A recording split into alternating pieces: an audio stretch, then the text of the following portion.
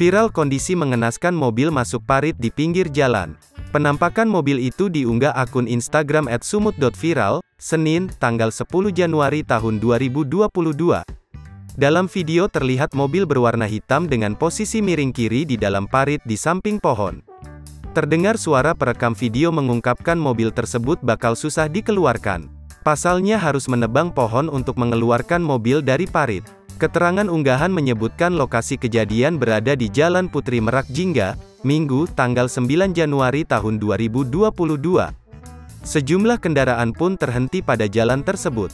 Warganet justru gagap fokus dengan sosok wanita yang berada di belakang mobil tersebut. Wanita berbaju merah muda itu, berdiri sambil mengutak-ngatik handphonenya. Tak dijelaskan bagaimana kronologis kejadian dan kondisi pengendara.